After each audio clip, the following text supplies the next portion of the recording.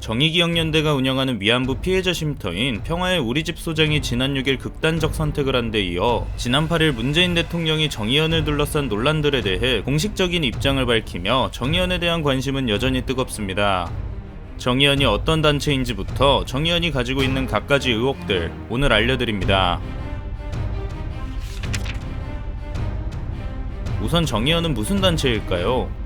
정의연은 한국의 여성인권단체로 1990년 발족한 한국정신대문제대책협의회와 2016년 설립된 일본군 성노예제 문제 해결을 위한 정의기억재단이 2018년 7월 통합하여 출범한 시민단체입니다. 정의연은 일본군 성노예제 문제 해결을 목표로 위안부 피해자를 지원하고 진상규명을 위한 연구조사와 장학사업, 기림사업 등을 추진하고 있죠. 정의연에 대한 논란은 지난달 7일 있었던 이용수 할머니의 기자회견에서부터 시작되었는데요.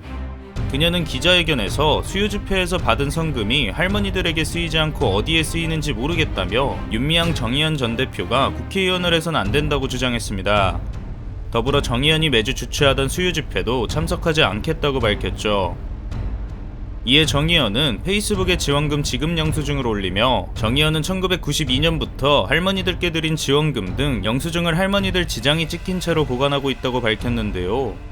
하지만 국세청 홈택스에서 정의연이 공익법인 공시 연간 기부금 모금액 및 활용실적 명세서에 따르면 2016년부터 2019년까지 총 49억 1,500여만 원이 모금되었지만 피해자 지원 사업에 지출된 비용은 4년간 총 모금액의 19%밖에 못 미치는 9억 2천여만 원인 것으로 밝혀지며 나머지 금액의 행방에 대한 의문은 심화되고 있는 상황입니다.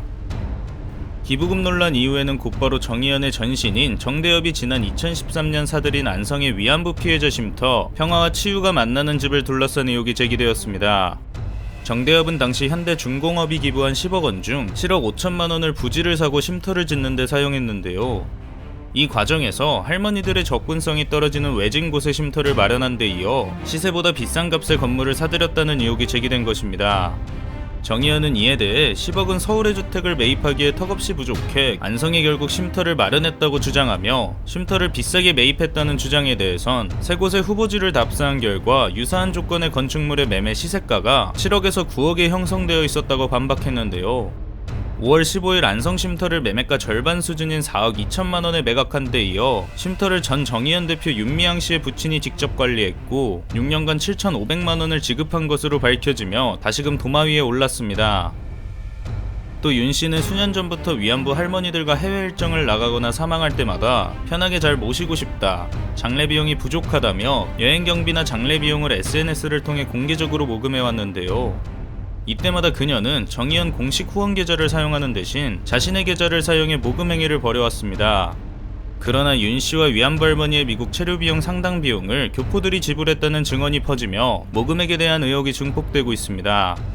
그녀는 이와 같은 의혹에 대해 용도가 다른 돈이 섞이는 걸 막기 위한 것이라고 해명했는데요. 이 주장은 여전히 인정받지 못하며 다음과 같은 논란들로 퍼지고 있습니다. 우선 윤 씨 자녀의 유학자금 논란입니다. 그녀는 지난 4월 한 인터뷰에서 딸이 1년간 미국 대학 전액장학금을 받으며 다녔다고 밝힌 바 있는데요.